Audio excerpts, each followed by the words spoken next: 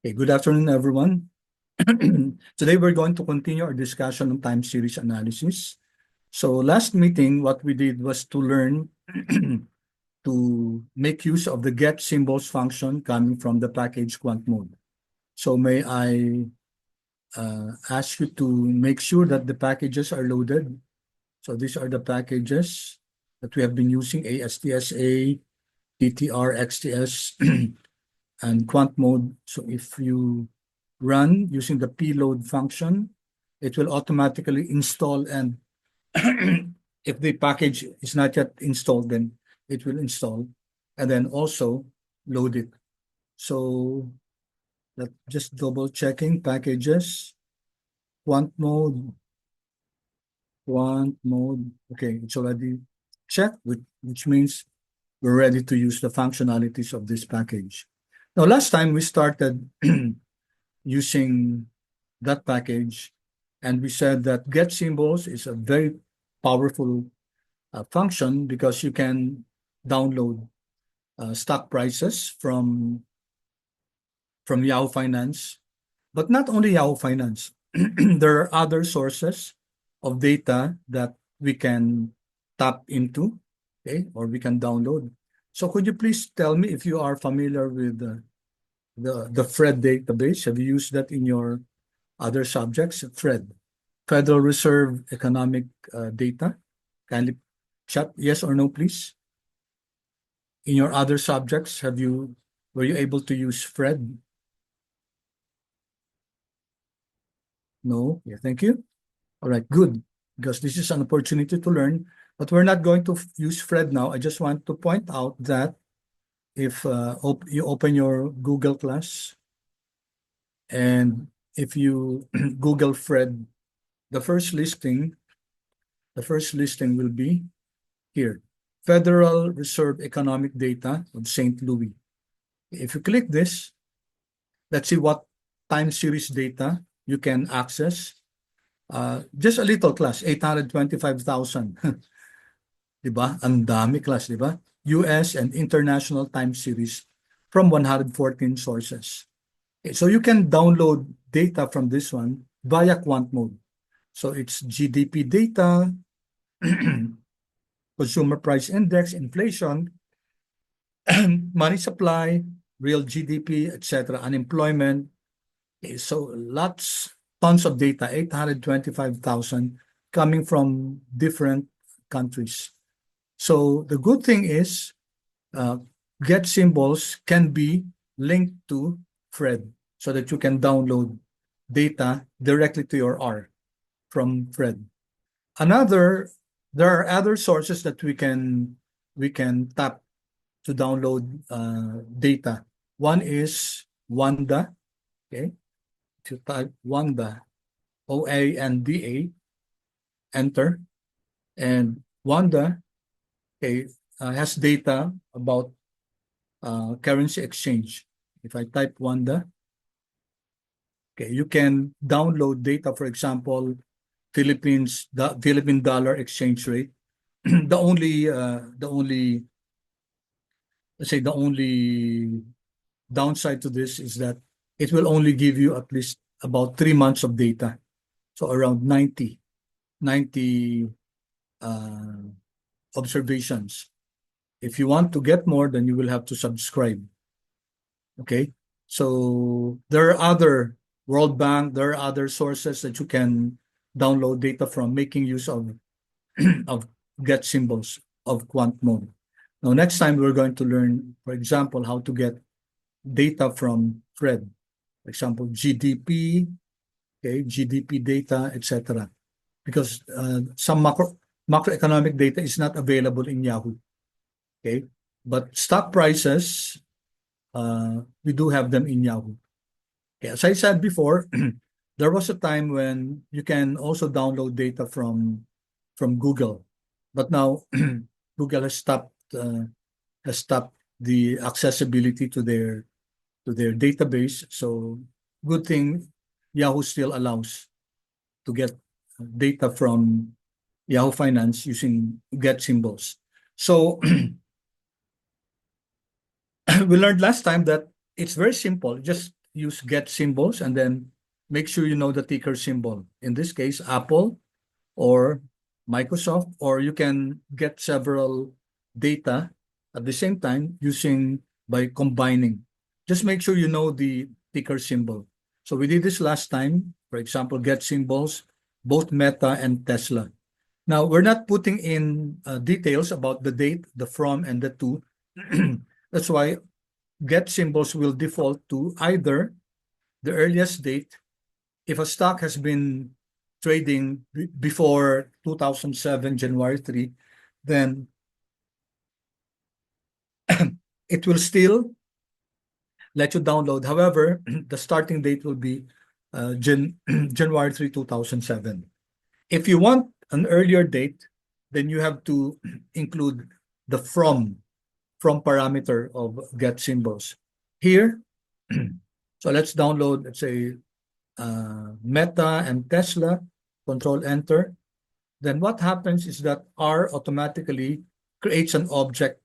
The name of the object is the ticker symbol Meta and Tesla. You can, of course, change the name by using auto.assign is equal to false, okay, which is what we discussed last time. So this is an XTS object, extensible time series. And we learned that if I click Meta here, if I view it, here, view Meta, we learned that what sets XTS objects aside or different from a data frame is that the index is short time,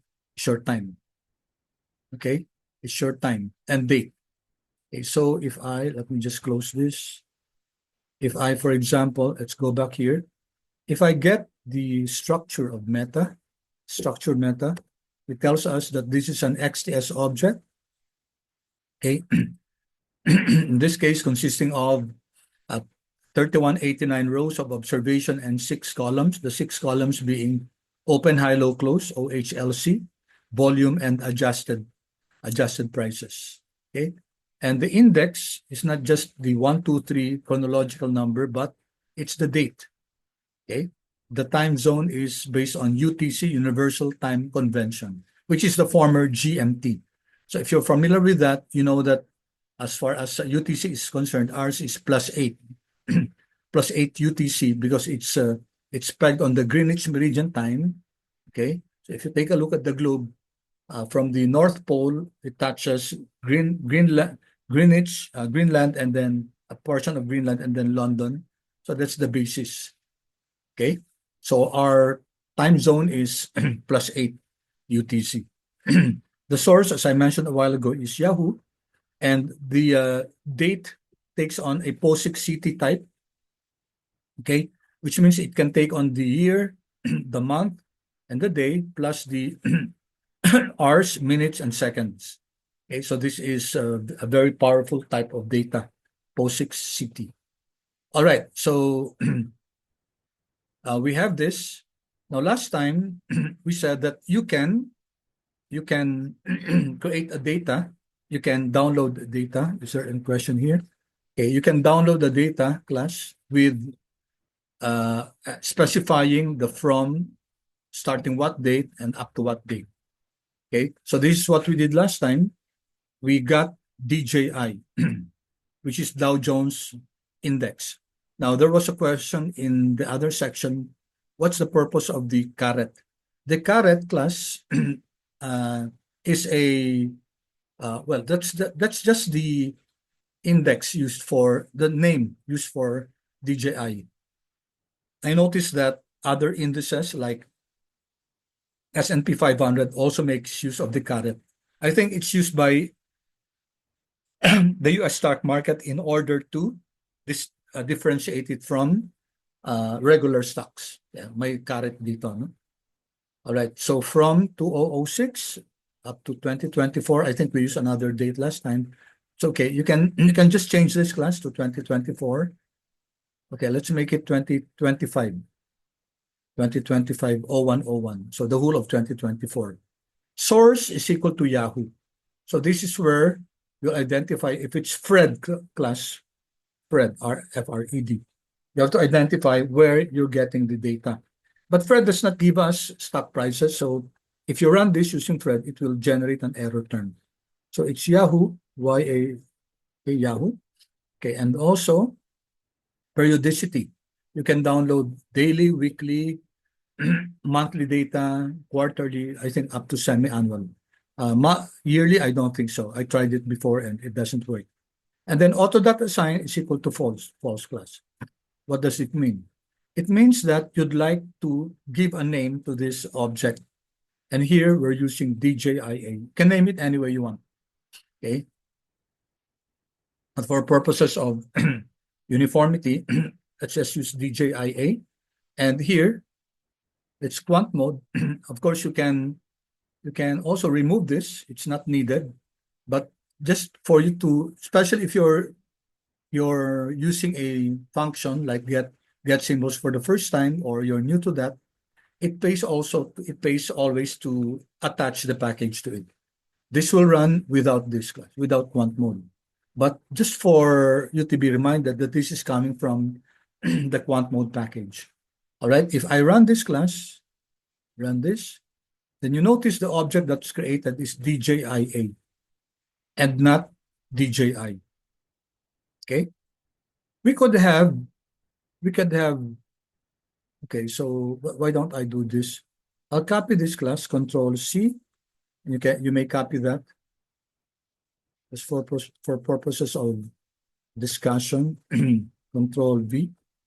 And then I'm going to delete this. Okay. Delete this and remove this or make it auto.assign is equal to true.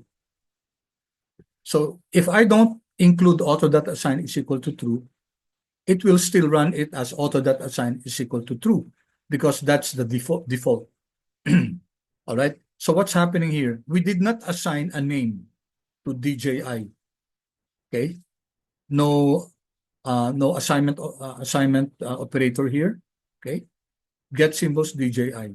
So if I run this class, what will happen? Run. Okay.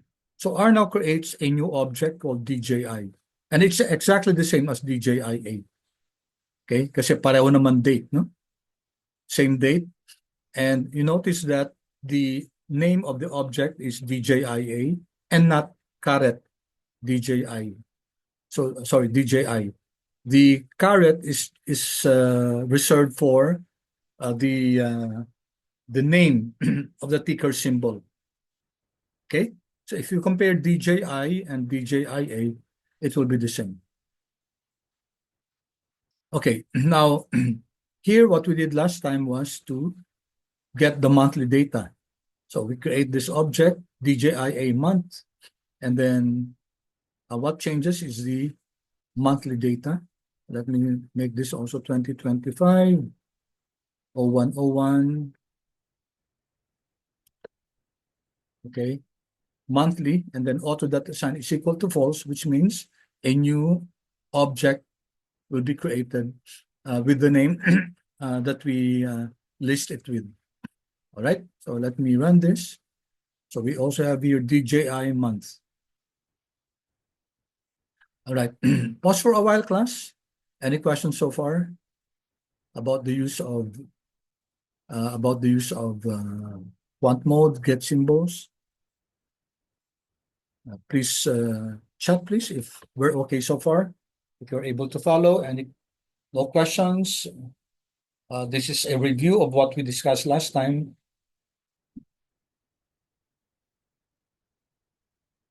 Thank you, Kyrene, Jenna. How about the others, please? Okay, good. All right. Thank you so much, class. All right. So let's continue. And all right, Sir, curious lang po, where would our search po? Okay, good question, Ralph. No? Let's see. Just like this one, but we did not put source is equal to Yahoo.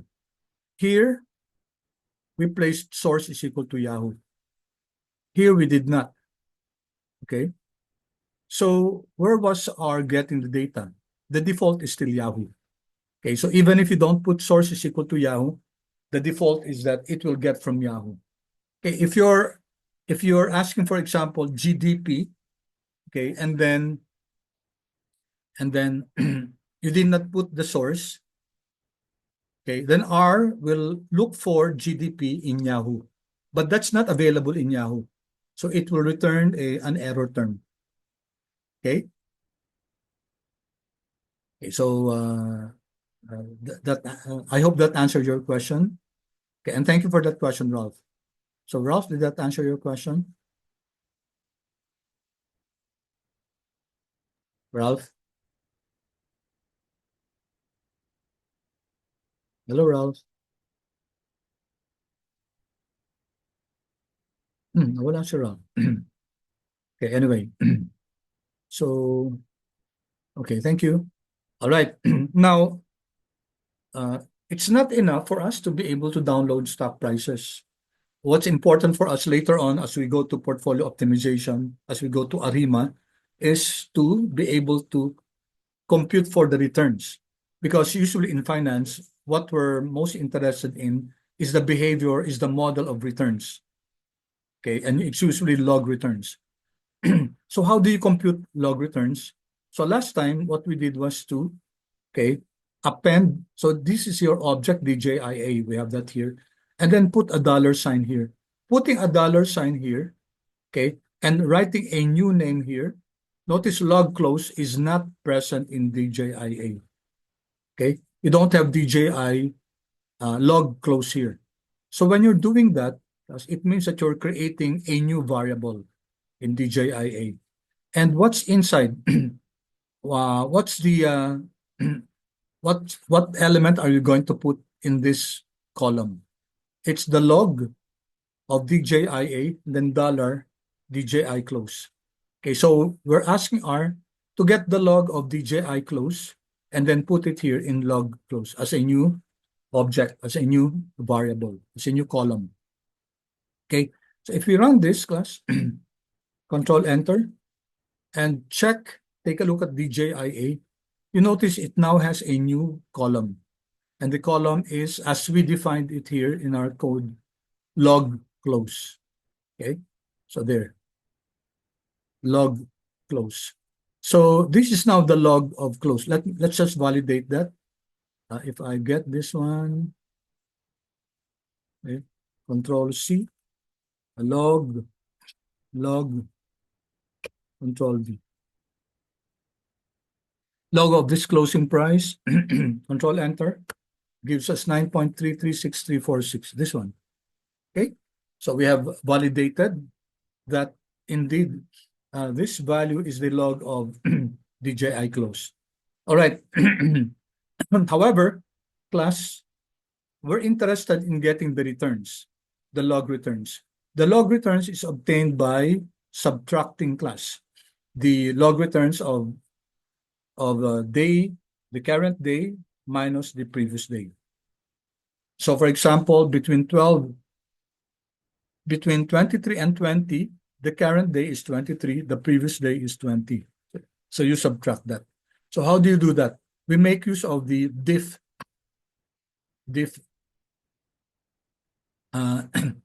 function. Okay, there are several ways to do this, class. We can create another column, okay? So we can make it log ret, example only. Log ret may be close or CL. So I'm creating another object now, another column. So I'm appending it to DJIA, okay, and the alt minus. And then I'm getting the difference of, okay, DJIA dollar. I go down here, plus. We get the difference of log close. Of course, we have to go through DJIA. Okay, here. Okay, DJI close, and then control enter.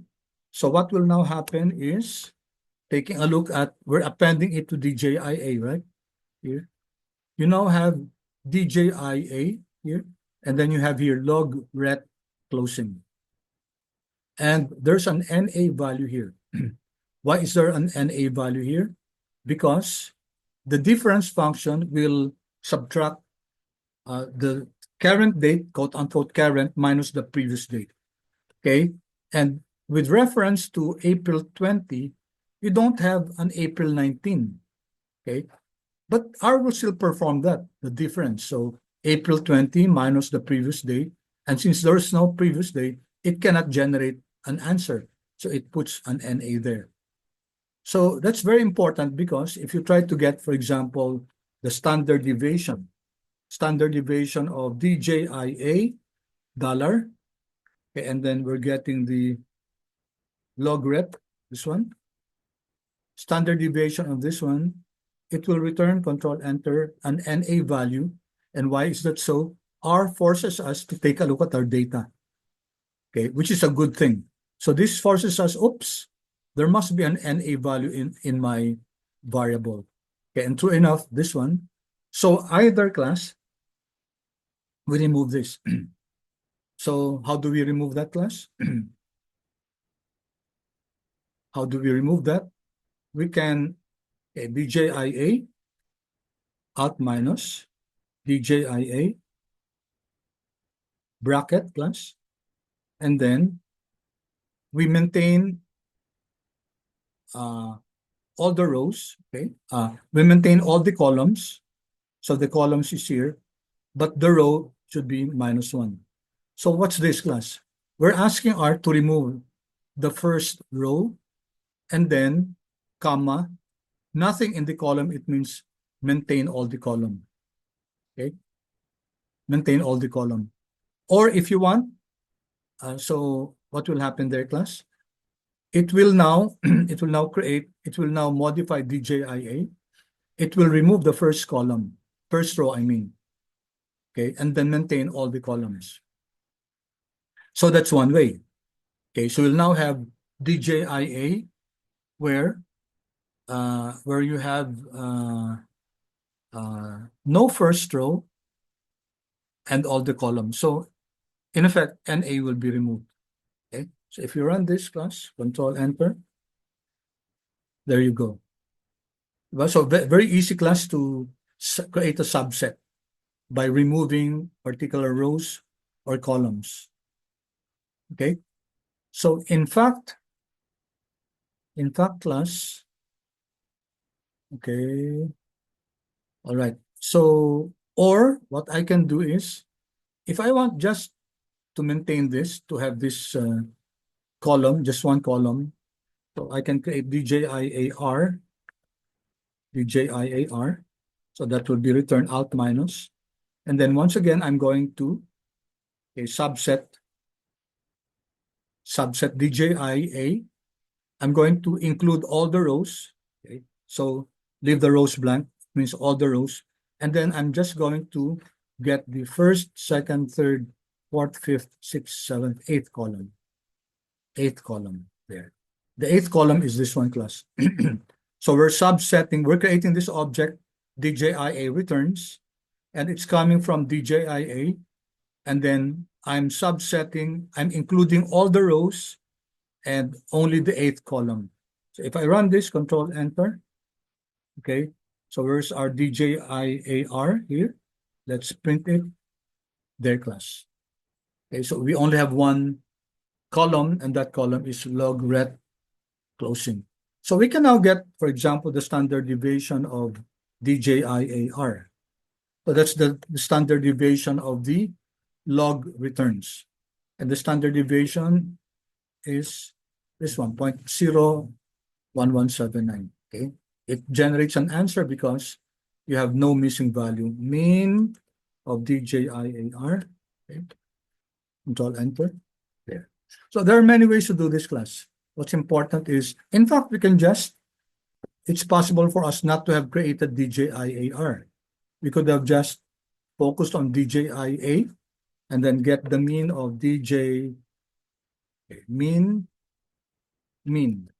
DJIA, right?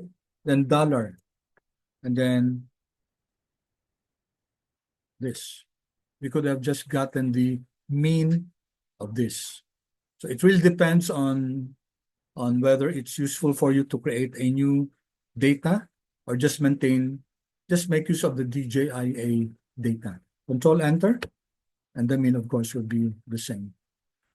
Okay, pause for a while. And are there any questions, class? Are there any questions? None? Good, thank you.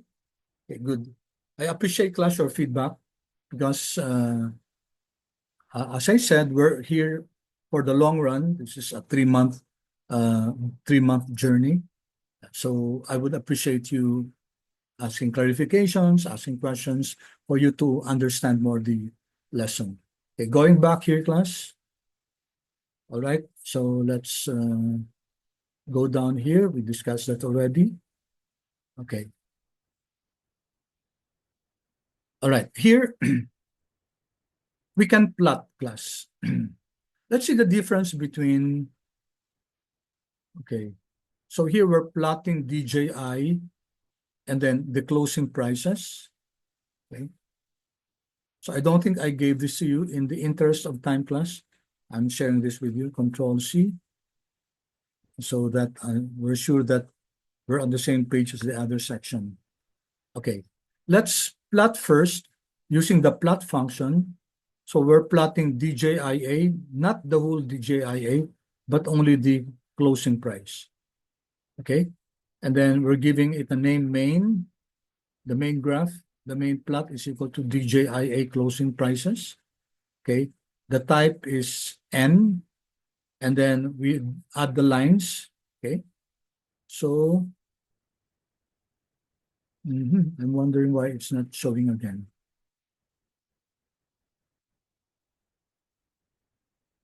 Okay, let me Control C. Okay, let me recopy this. I'm not sure why I'm having. Oh, I see. Now I know. Okay, Control V. Notice that my my green button here is not showing. So a while ago, I had to highlight the lines of code because I couldn't find the automatic run, the current code chunk. Okay, I saw the problem. It's here, class. I have here a hanging, okay, a hanging backticks.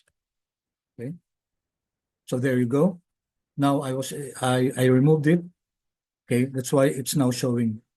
Okay, that I was having a problem a while ago. I couldn't find this, and I was trying to extract or see where usually if this does not show, class, it means that you have somewhere there above it some errors. Okay, maybe a hanging backticks, just like what happened to me now. So I can now run this. Okay, run this, class, run the current chunk, run it, and it will plot it, and then take a look at the plot, class. So this is the plot for Dow Jones Industrial Average, okay? And you can see here the effect of the global financial crisis in the 2008 and 2009 here. Take a look at the dip here, went down. This is during the financial crisis also in US. And then for COVID, class, okay, I'm not sure what date this is. For COVID 2021, it's just here. Okay, so the COVID effect, as far as the Dow Jones Industrial Average, is not that much compared to the global. This is your GFC, global financial crisis. Okay, and here, okay, this is not yet 20. If this was 2020, March or April, then this would be attributed to the COVID. Otherwise, it would be attributed to the uh, turmoil or problems that US was facing during that 2019. Okay, so we have to check that. All right, so this is the plot of your time series, Dow Jones Industrial Average. Let me clear that. Now let's try to plot the returns. So there's a difference between the plot of returns here. So we created the JIAR. I hope you have it. This is our DJIAR. Okay. Okay, let's just plot that. Plot DJIAR. If you don't have it, DJIA and then dollar, whatever is the column for your log returns. Then main is equal to DJIA. I can put here log returns. Log returns. Type is equal to B. And the other one is type is equal to N. It's just the you can't see it if the okay, if the line is thin, and then lines DJIAR. If we run this, okay, then it will be printed here below. Okay, and take a look at the difference between your okay, your price plot and your log returns plot there. Okay, so type B, you have circles there, and you notice, class, that this one, you notice that there are some areas where that are very, very high, okay, or very, very low here. Yes. So this must be July. This must be during COVID, class. All right. Now there's a special name for this class. Anyone? What do you think? So these are characterized by continuous going down, the returns going down, followed by going down. So continuous going down or continuous going up. So that characteristic generates this type of what we call, anyone who knows this? This is called your volatility clustering. Okay, it's volatility clustering.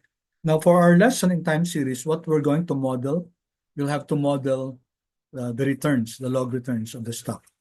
However, and we're going to use the method ARIMA. Okay, ARIMA is a very powerful time series method that we can use in order to model your returns. However, there are some limitations of ARIMA. ARIMA is not really able to capture this volatility clustering. Okay, so aside from ARIMA, we couple it with what we call the GARCH model. GARCH. It's a combination of ARIMA and GARCH. Okay, so that's what will happen in this subject. We're going to learn ARIMA and GARCH, okay, and then move on to portfolio optimization. All right, so let me, oops, sorry.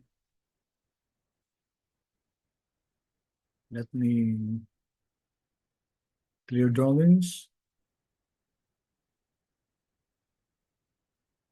Okay, so now another ticker symbol class is GSPC. Okay, this is Standard and Poor's. So if you're interested in getting GSPC, so why don't we do this?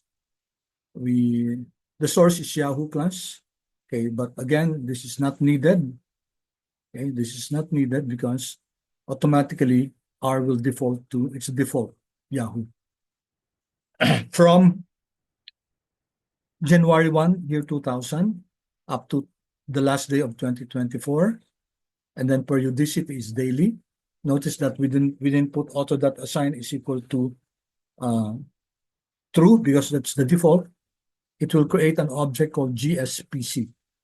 If I run this, okay, nawala na naman yung ano. Okay, wait. And once again, okay, I'm not again seeing. So what happened? Is there something wrong here?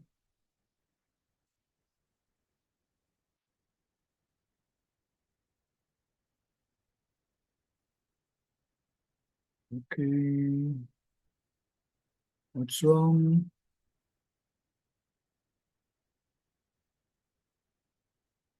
I'm not seeing the call run current chunk button. I have it here, class.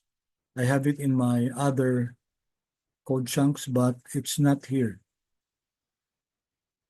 So maybe, is it about this? Okay. Let me delete this. So no problem here, no problem here. This one, this one. Maybe this is the problem. So delete that.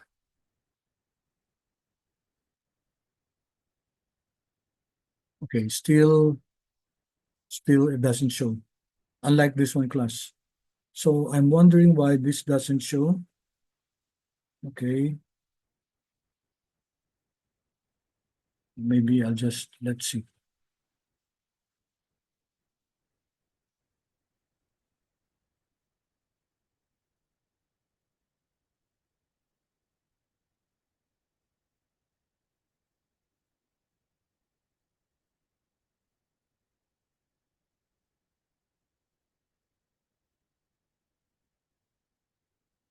There class.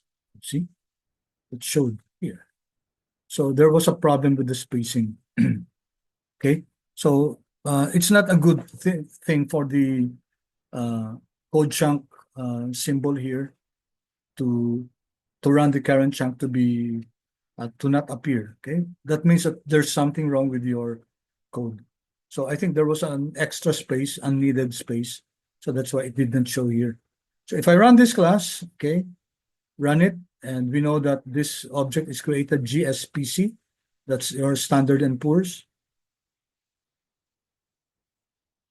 Okay, if I check my objects, okay, GSPC is here. There you go. Notice the object name does not contain the caret.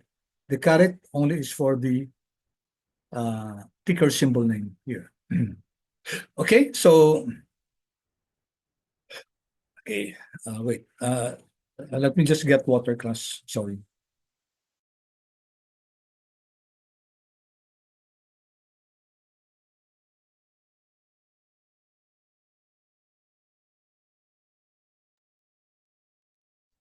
All right. I think I gave this note to you, this text, El Nino fish population and data. Okay, but not this. So let me just share this code with you. Control C.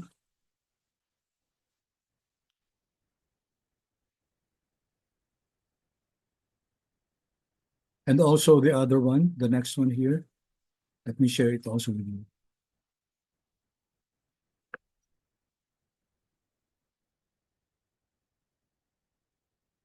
This will not be always class. It's just that I just want to make sure that we reach the same part as the other section. Okay, let's discuss this just in passing class.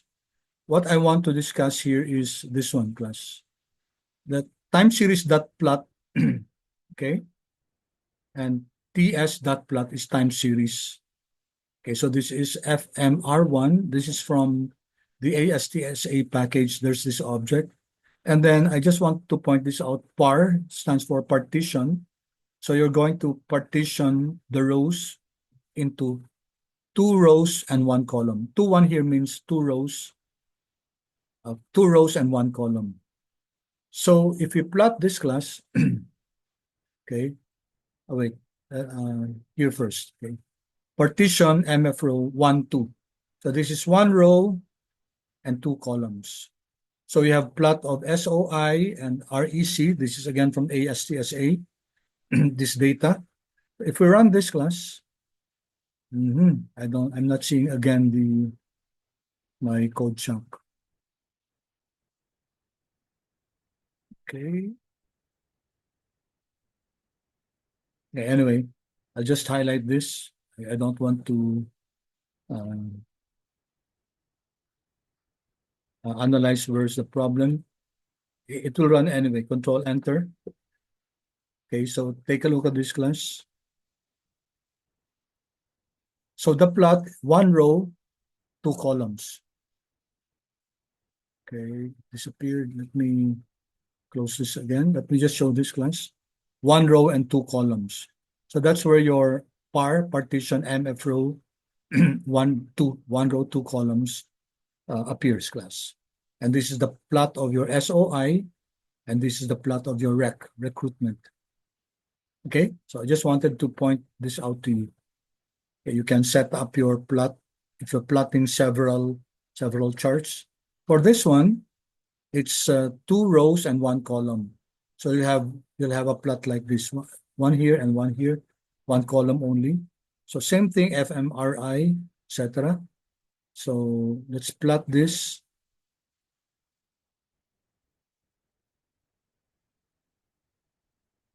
Again, I can't see my code chunk.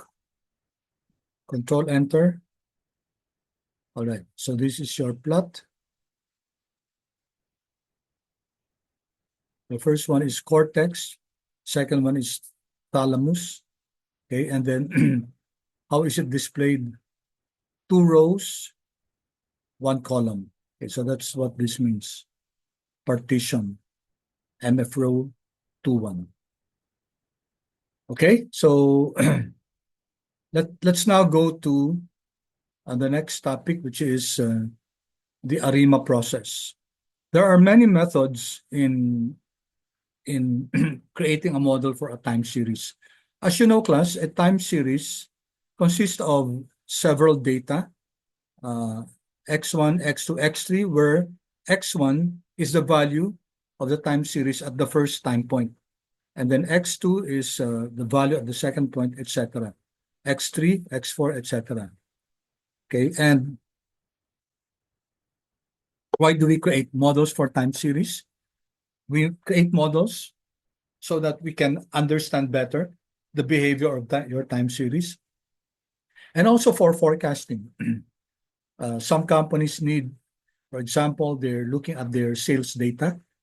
Okay, the data could have no trend or with seasonality. These are the important components of the time series. And time series models can predict, can mimic the flow, the movement of the data, and then it can predict. Okay, so how is time series plotted?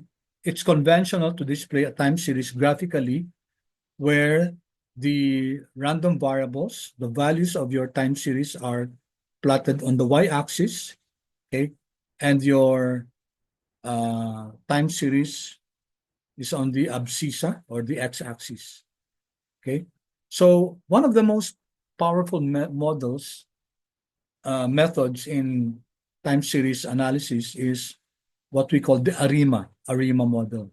So we're starting now with defining what the ARIMA model is. So these are examples of the ARIMA process. You notice here we have AR1, MA1, ARMA11, ARIMA 111. Let me explain those models. Okay, so ARIMA, let me type it here. ARIMA. ARIMA stands for autoregressive integrated moving average. Okay, so that's autoregressive integrated moving average. This is AR, autoregressive. This is MA, moving average. The integrated here is the I here. Okay, so there are many types of ARIMA. Okay, most basic ones are AR1, MA1, ARMA11, and ARIMA 111. So let me explain what this means. Okay, so first you have AR1. Okay, so autoregressive and okay, order 1. So when you say AR1, you can see that 1 here pertains to your autoregressive process. Okay, generically, an AR1 process is ARP. P denotes the order of your AR process. Okay, we use ARP. Now I'll define as we go along what is an AR1 process. Suffice it to say, class, auto-regressive. It means that you're modeling your time series based on its own value. Okay, auto. Auto means self. So, for example, if you have time series, a time series, okay, let's say very crudely lang, no? So this is the current day value, and then let's say yesterday it was 8, the other day it was 9, now it's 4 days ago it was 10, etc. So you can see here, class, the time series. These are the values. Let's assume this is the latest. This is the value today. An autoregressive process will make use of the past values of your time series to model it. Okay, so if this is the value today, we can use the past values of itself.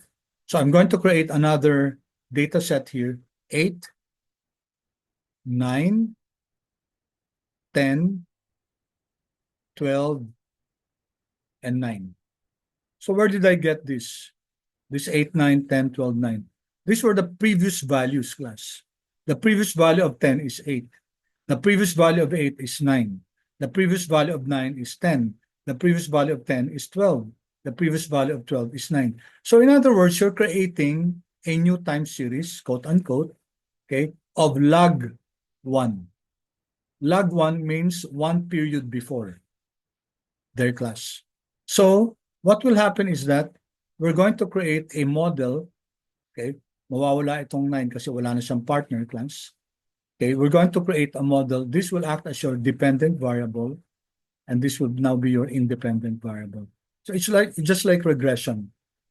Okay, you're using the past value of your time series. That's why it's called auto regressive. You're creating a regression model based on its auto values. Auto class means self. Okay, AR1, this one is AR1 class. The model that you're going to generate based on the past log1 value of your original time series. That's AR1. If it's AR2, then you get 2 logs.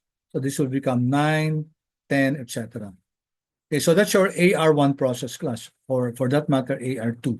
So you're using the actual time values of your time series, the original, and get the lag plus LAG, and then those will be your regressors. Okay, so it can be AR1, ARP, which means log P. Okay, then how about MA? Moving average class. For now, I'll not explain because it's I will have to illustrate something class.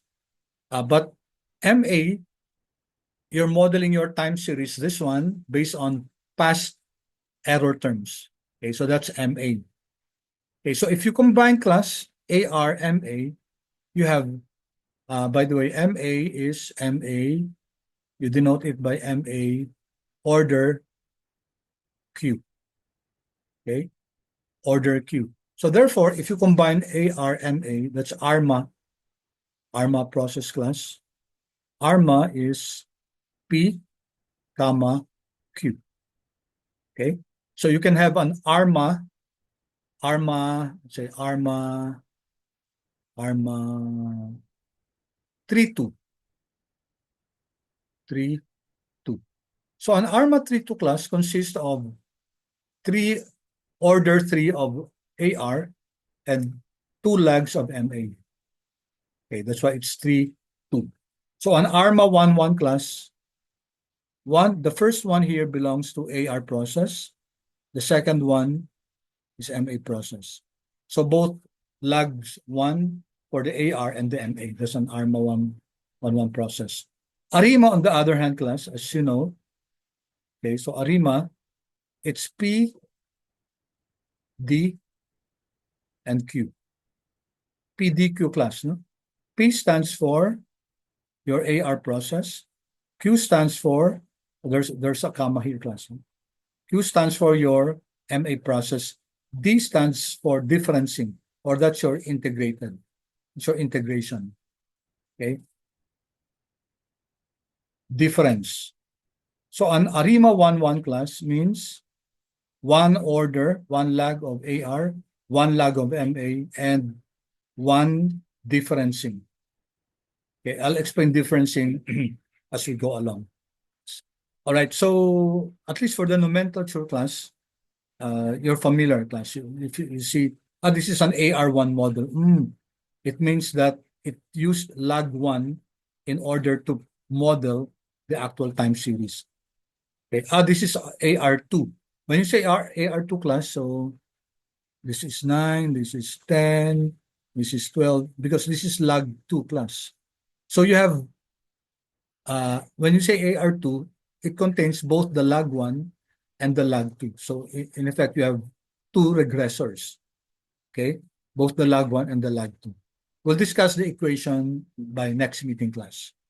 All right, so, okay, good. We have time to, any questions first about the concept of ARIMA, ARMA, ARMA, ARIMA 1, ARIMA 111.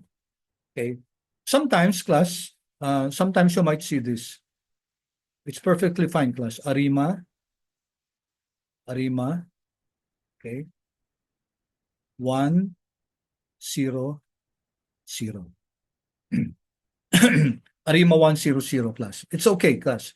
It simply means that this is actually an AR1 process because order of one for AR, none for differencing, none for MA. So it's okay.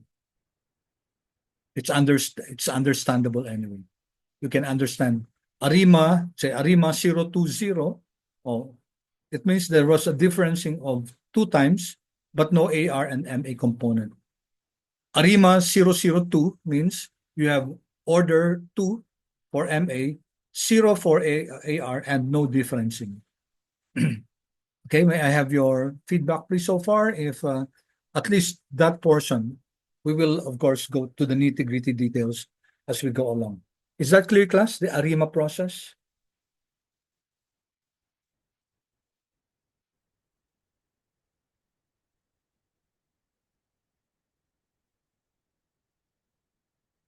Feedback is appreciated, class. Okay, thank you. All right, good.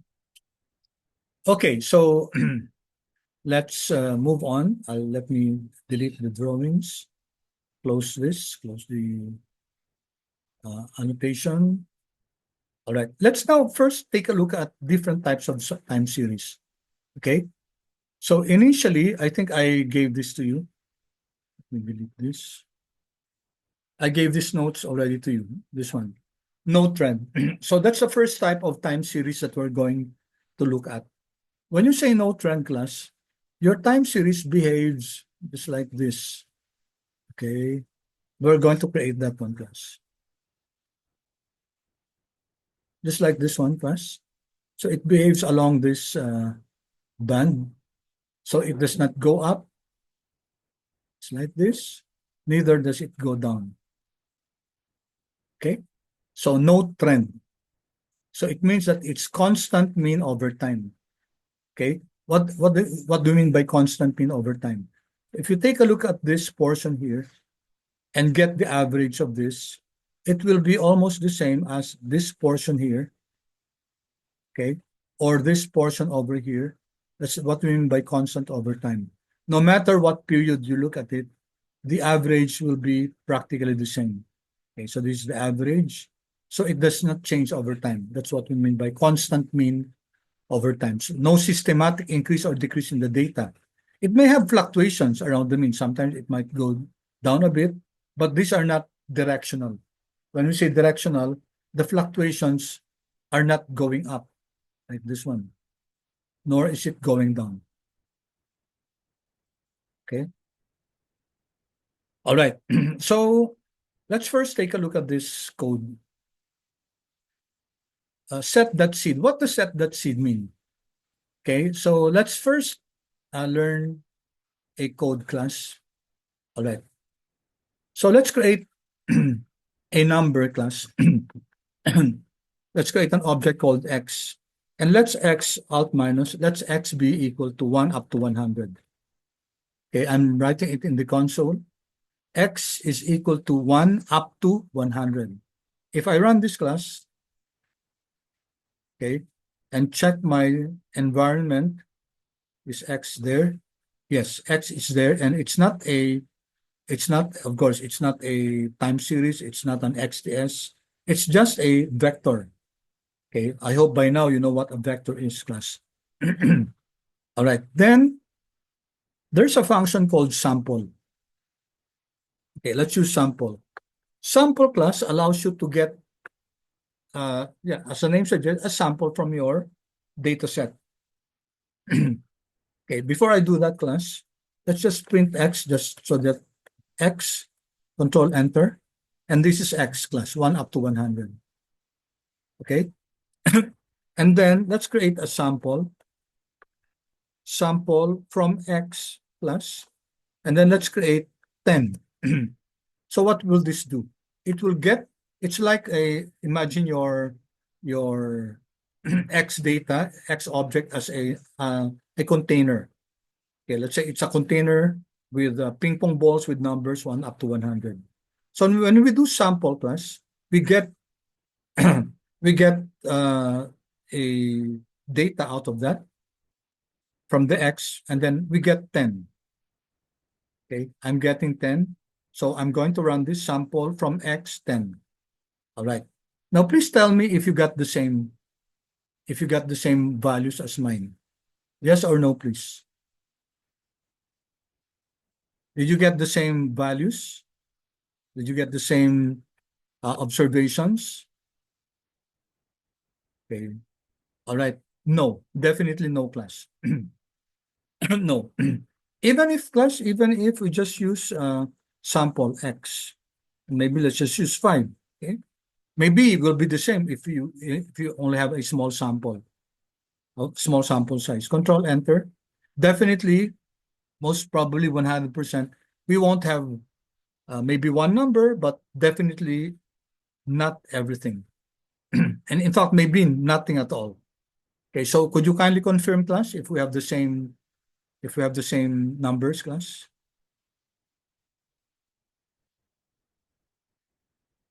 Yes or no, class? No. Okay, good. Same thing. No. Okay.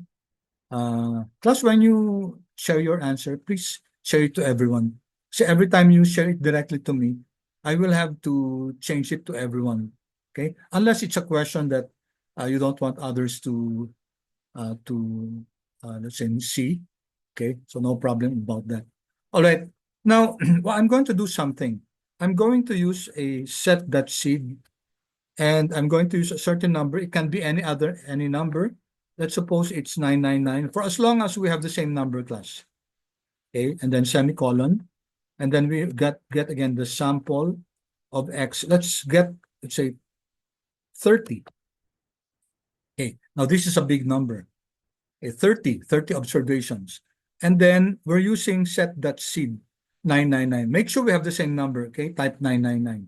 And then let's run this class. Set.seed and then sample from X, 30 numbers. Control enter. Okay. Now, how does it compare with your sample class? How does it compare with your sample? Okay. Same. All right. So same. So what's the probability of us getting the same 30 numbers from a pool of 100? Mathematically, class, that would have been impossible for all 30 numbers to be the same, class, di ba? However, because of this set.seed, class, okay, it makes sure that the random number that we generated, the random samples that we got will be the same, class. So there you go. The use of set.seed allows us to generate random numbers that are the same. So that's what it's used, class, yung set.seed na yan.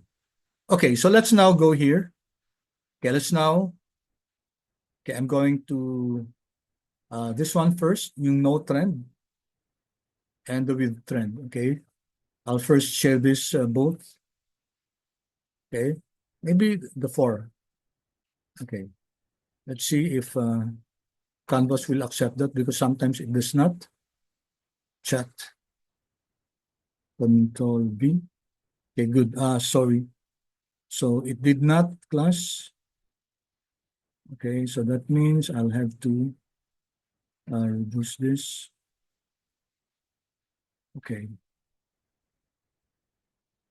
Just one first class. The no trend first. Okay, one at a time. Okay, that one. All right, so let's run this class. So we're creating a time series. Okay. We'd like to see how no trend, of course, you know, class, the no trend, because I already showed this to you a while ago. Now, here, take a look at this. Set that seed, we have the same number. It can be any number for as long as we have the same number. Okay, we're creating this object no trend. Okay, we're using the stats package, and we did not load the stats package anymore because it comes preloaded with R. Okay, and we're using this function time series. So this function from stats package is used to create a time series. What type of time series? We're defining it to be R norm. So it should be normally distributed. Okay, normally distributed. And how many? Let's choose 120 observations. Now, take note, we didn't put here the mean and the standard deviation. Okay, we can put there the mean and the standard deviation, but let's not do that now. Okay, so this will generate random numbers. How many random numbers? 120. And the default, if you take a look, class, if you highlight R norm, yan, what do you see, class? Kanina nag-appear siya. Ayaw. Okay, anyway, punta na lang natin dito, class. Okay. Let's go here. Double question mark, R norm. Control Enter. And there you go. Here, class, R norm. Okay, so that's coming from the stats O, P. Look for S class, stats. Stats package here. S, S, S, T. Okay. It did not show. Slam string. So no stats package here. Okay, another way is, let's see, help.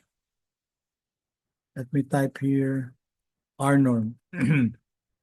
Their class.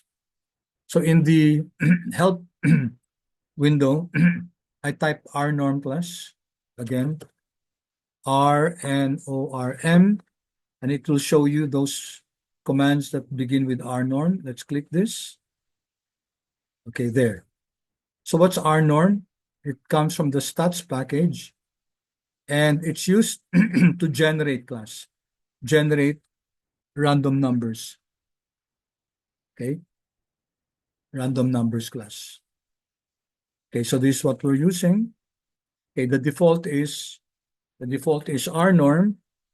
Okay, and it's n, mean is equal to 0, standard deviation is equal to 1.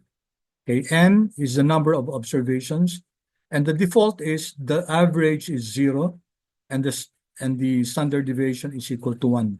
So if I don't put this one, then that will default it into mean is equal to 0 and standard deviation is equal to 1. Okay? All right. So, okay. Unless I give it another name, mean is equal to, let's say, 100, standard deviation is equal to 2. Okay? But it's just for us to know what will be generated by this. So it will generate numbers, class. And the number, if you plot it, will be normally distributed. It will look like a bell curve. So how many numbers? 120 all in all. Now, since this is time series, let's give it a frequency. Frequency of 12 means that it is monthly data. Okay? So let's run this first. Let's take a look at this first. Control Enter. So up to the no trend object, Control Enter. All right. So if you check class our object, we have here under values, time series. So this is just a vector, 120. Okay. If you print no trend class, Control Enter, you can see here it's January up to December because the frequency is 12. And I guarantee you we have the same data class. Okay. 0.56851, that should be your first data, 0.70, etc. So take note that random number, normally distributed, has both negative and positive numbers. Okay, but we have the same 120. Could you confirm that, please? That we have the same 120 numbers, monthly numbers, class? Kindly confirm that, please.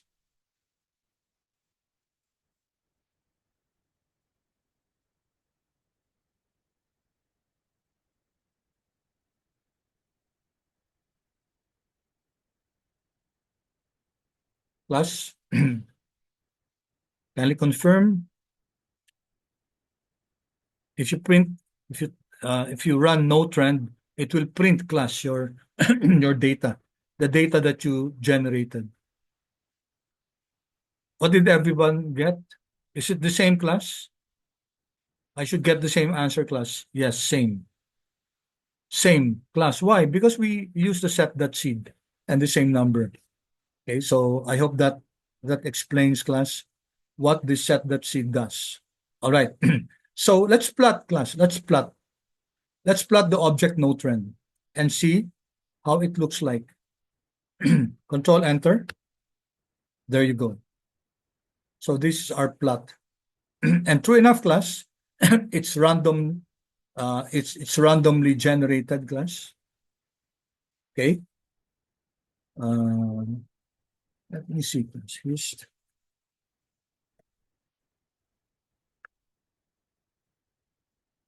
Okay. If you run the histogram, class, you'll notice that it's practically normally distributed. Okay. So this is the histogram of no trend. I use the hist function here. And just to show you that it looks like a bit, okay, but close enough to a normal distribution. And the reason why it's not really that perfect because we only have 120 observations. If we have, let's say, 10,000, if we have many plus, then that would have looked perfectly, almost perfect, like a normal distribution. All right. So going to the next one, class. This time, let's create here first. How about with trend? Okay, I'll share this too. Control C. Let's now create a time series that has trend. Okay, chat. And see how we're doing this. Okay, take a look at our code. First, the positive trend. Okay, so for the positive trend, again, we set that seed. Okay, and then use the time series. But this time, it's sequence from 1 up to 120. Okay, what will happen if we run sequence SEQ 1 up to, say, 120? What's that, class? This is the sequence function. If I run this, it will generate numbers from 1 up to 120. There. 1 up to 120. Okay? So the technique here is to create the same random numbers, our norm also, but we add an increasing number from 1 up to 120 to our normally distributed number. And we can define, let's give it a standard deviation. So let's allow it to differ a bit. Standard deviation is equal to 10. We can, of course, add mean to a value. Let's say mean is equal to 50, whatever. I'm not going to do that now, okay? But what's important here is we're generating 120 normally distributed numbers. And then for the first observation, you add 1.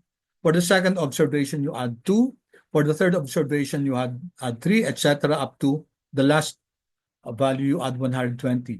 So that will have an effect of adding more to each value, and then that could have an impact where the number is increasing over time. All right.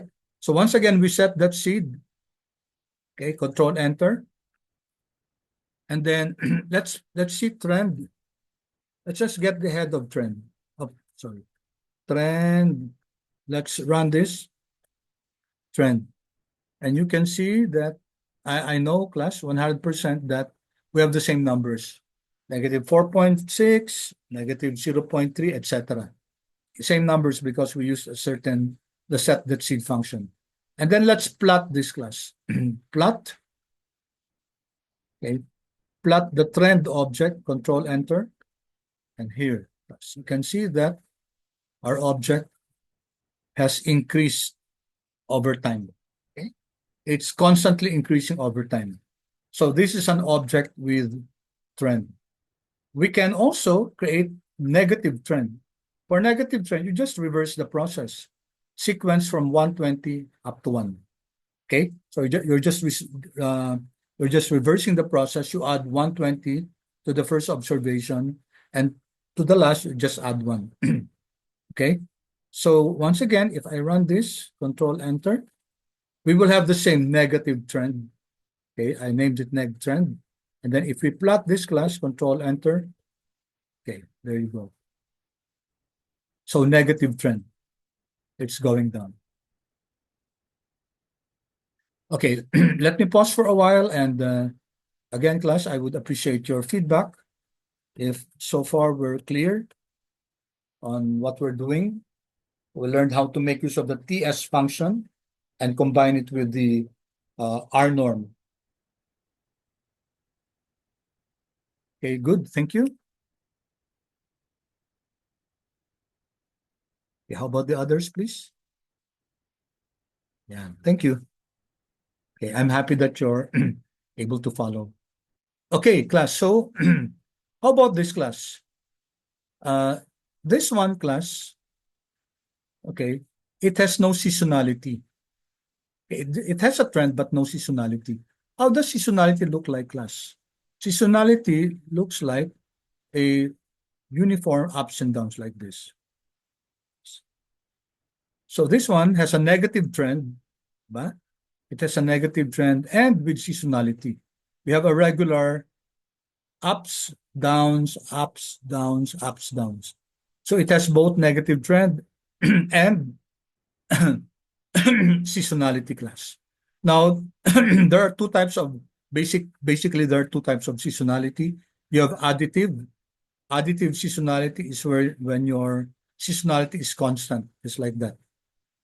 And you have your multiplicative when your seasonality is increasing or decreasing over time. For example, like this.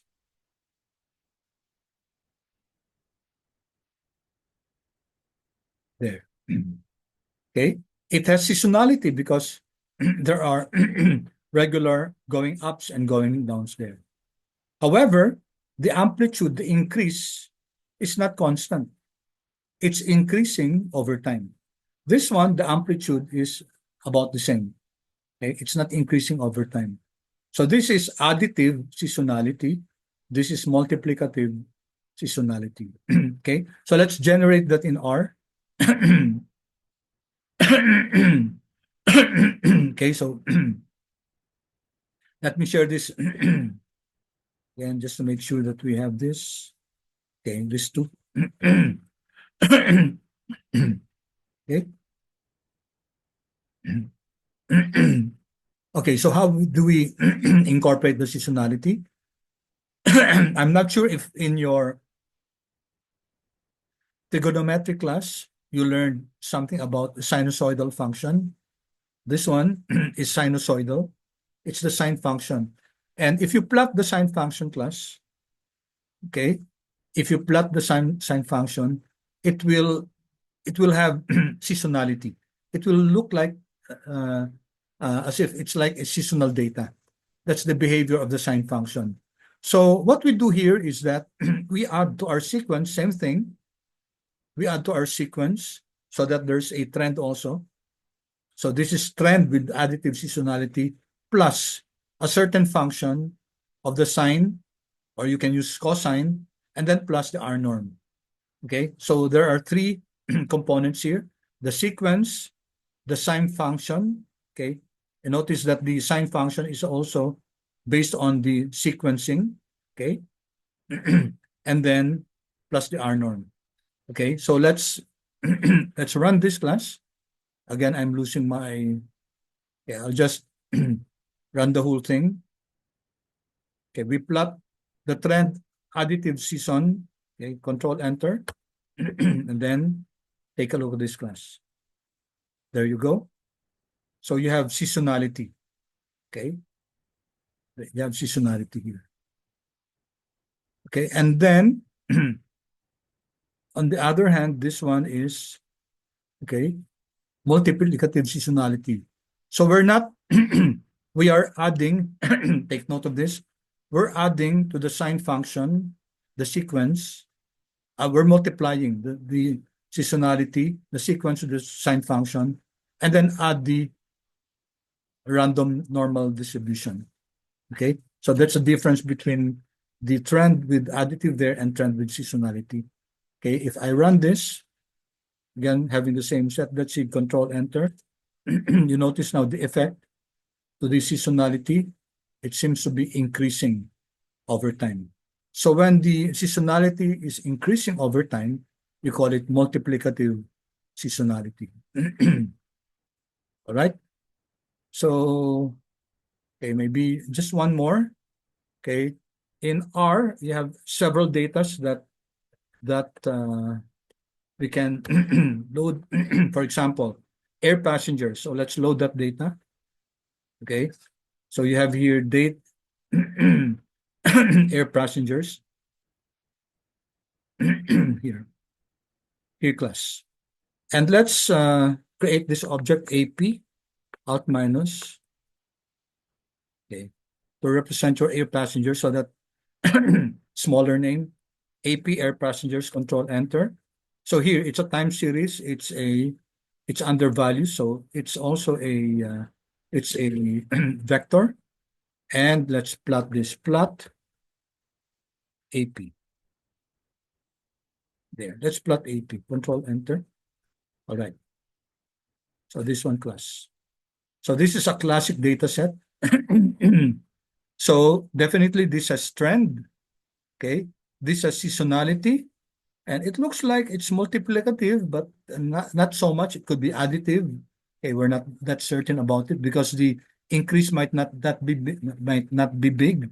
So, but there are ways to there are ways to check class if it's additive or or or multiplicative. And lastly, class, we can decompose AP. There's a function called decompose. And if I run this class, all right. So, okay.